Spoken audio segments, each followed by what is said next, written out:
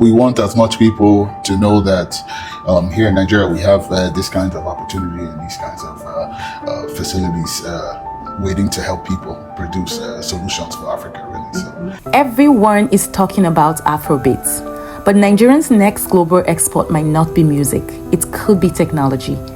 Think about this. We have the talents, we have the ideas, but why are we still importing solutions that don't even fit our reality? Today on Gift Unwraps, I'm speaking with Gregory Ibe, the MD of Innovate Hub, a man who's not just talking about innovation, he's building it. This conversation reveals what's missing in Nigeria's tech ecosystem and how we can fix it. My name is Gregory Ibe. I'm the MD here at Innovate Hub. Okay. You're welcome. Okay, so I have a couple of questions. Yeah, shoot. So what specific gap in Nigerian innovation ecosystem led to the creation of this innovation hub? What did you see? Like, what problem did you see in Nigeria? That's a very broad question because Nigeria has a lot of problems. So it's not one specific problem. It's a whole,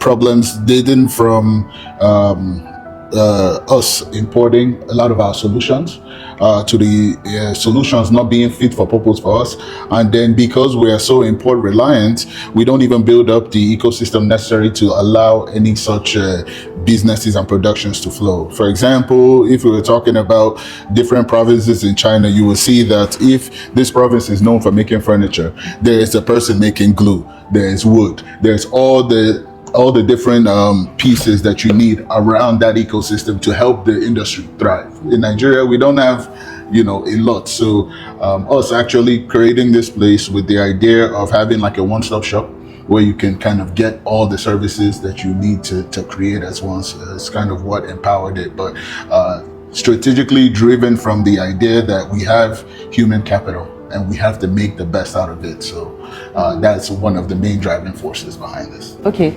Nigeria has a lot of startups. Yeah. So from your experience, what separates startups that scale successfully from those that don't? Yeah, it's interesting because when we follow the startup ecosystem, even the ones abroad, what we see is different than what we experience in Nigeria. Obviously, funding is a challenge here in Africa as a whole. So it's a little bit different. There, in the Western world, you see a company come up and have no revenue, pre-revenue, and be able to pull millions of dollars in investments. You can never do that in Nigeria. I mean, you have to be on the forefront and on the cusp of it. So for the main idea for us is to figure out what a true Nigerian startup is. What is that path? What do you have to do to actually play in the big leagues? And this is kind of what we've been directing and channeling people's focus on, and trying to create immense value through empowering our own people. Mm-hmm. Okay, so now, what are the most common mistakes early stage founders make that investors immediately notice? If I have an idea and I need investors, so what are those mistakes that, Mistakes in the startup world is actually a good thing, believe it or not, because you get to learn as quick as possible.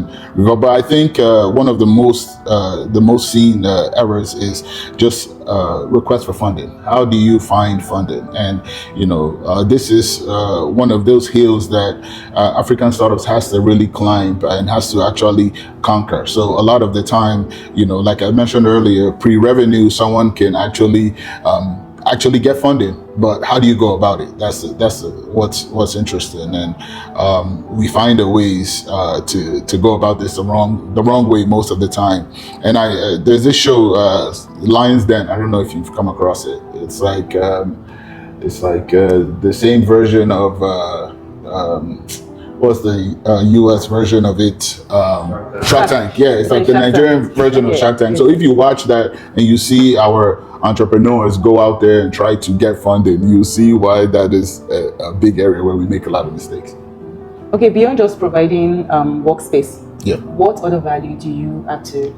The workspace is like the least value that we provide here. I mean, workspace, anybody can provide a workspace, and that's what kind of differentiates Innovate Hub versus all the other innovation hubs around the region, quite frankly, is that we have the capability and the capacity to actually bring ideas to life. We don't just sit and talk, we do it.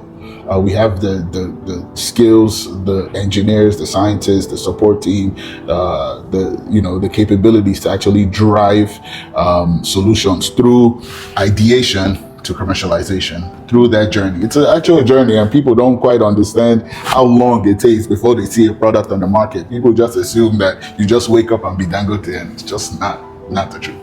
Okay. Yeah. So now, what key qualities do investors look for in Nigerian startups today? Because we notice that a lot of time, like, people come into the country and then they be like, okay, we want to fund this. Yeah. And then you have a brilliant idea or you have a good skill. But so what are those qualities, or what are those, how do I need to package myself to say that I'm fit for this? Yeah, it depends on the investors. I've been around a few investors that are particular about the sector that they want to invest in. Some investors actually have a belief that they don't even care for the product; they care for the founder. Some have so product focused, and so it kind of depends on the investor and their appetite. Some investors are more risky, some are less risky. So it's kind of it's based on the investor. So it's really another feature that we have here is to actually align you with the right type of investor, because you might get, send out 100 requests, 100 no's, but it's to 100 wrong investors for you, and it will end up affecting your business down the line, because what you will see at the end of the day is if you take funds from the wrong kind of investor, they will lead you down the wrong path, and then the business doesn't resemble the business anymore. So you have to actually find the right investor, the ones who can actually help and support, align with you, with your needs and your goals, and then that's the best way to try to be successful. Okay, so next question, a couple of questions. Which sectors in Nigeria do you believe are currently underserved but full of opportunities for innovation? I mean, every sector, it's underserved. Yes, it's really if you ask some of the bigger Dangotes and all this, if you watch their interviews, they speak constantly about the infrastructure deficit that we have in Nigeria. Mm-hmm. So imagine what we're trying to compete, solutions that come out of Nigeria are trying to compete with other countries who have electricity. So imagine if you give us electricity, what you unlock. Mm. Imagine you give us,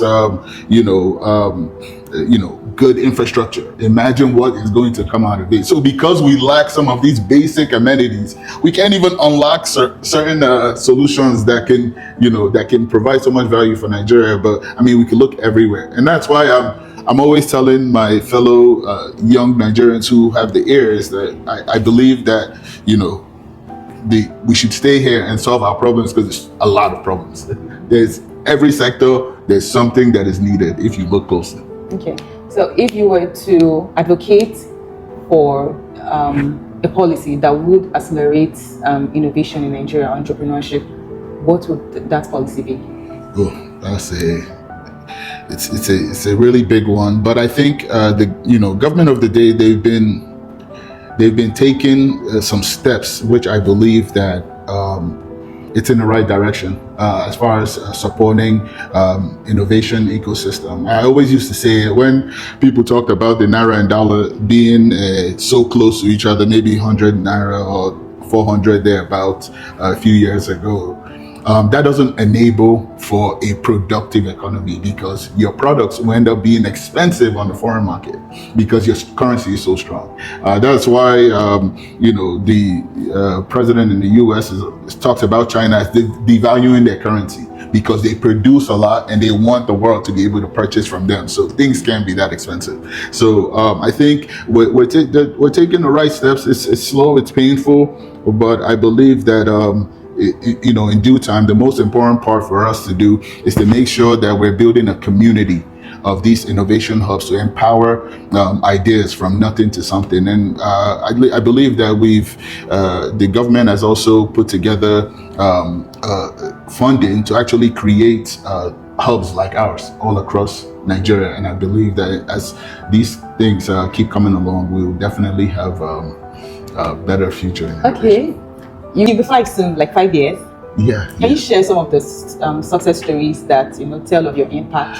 A lot of the times when we talk a lot. We're very confident about our skills and know-how. We believe that we're the best doing this, and we believe that we're an industry leader.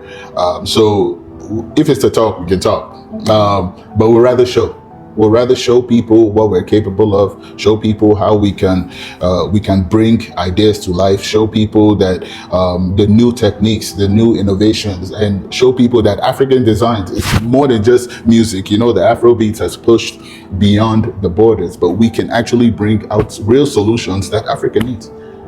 And I learned this is non-profit. Yeah. So how do you run it? Like, how do you sustain it? Magic. Because I know there are finances involved. And obviously, you know, the non-for-profit arm has a mother company, Skill G, which has been around for over 30 years, and we also own a private university in Abia as well. So we're getting a lot of support from you know, some of our partners and our funders, which fund programs through us. It's important to know that for most young entrepreneurs, they don't need cash; they need services. They need something that can bring what they have in their head to life, and you know, hold something tangible. And I believe that with this drive and with this steady push, that's kind of where we sit. We have funders, people who support us through programs, and then we have a mother company.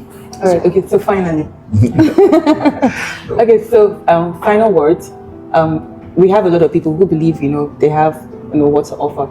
So how would you advise they connect with you? Yeah, so we do call for applications. A lot of the times when we engage with several of our stakeholders, and you know, we try to address everything from, you know, the women who are trying to create young everyday Nigerians who have great ideas, even as in the academia, which we are very, very strongly positioned in, where we're trying to really drive this at the academic level right into the students. And then we also have programs that we run for the young stars.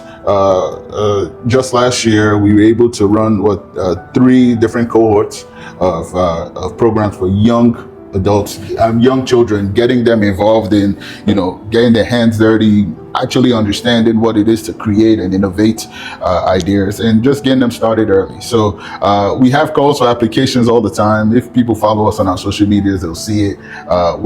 We have partnerships with NTA, AIT, where we're constantly showing on TV. So it's really strange that, you know, more and more people are not knowing so much about us. Maybe we need one of these billboards out here. All right, thanks. Do you think Nigerian can become a global tech exporter? Let me know in the comment section. And if you believe in amplifying African innovation, make sure you subscribe to Gift Unwraps and share this video. Bye for now.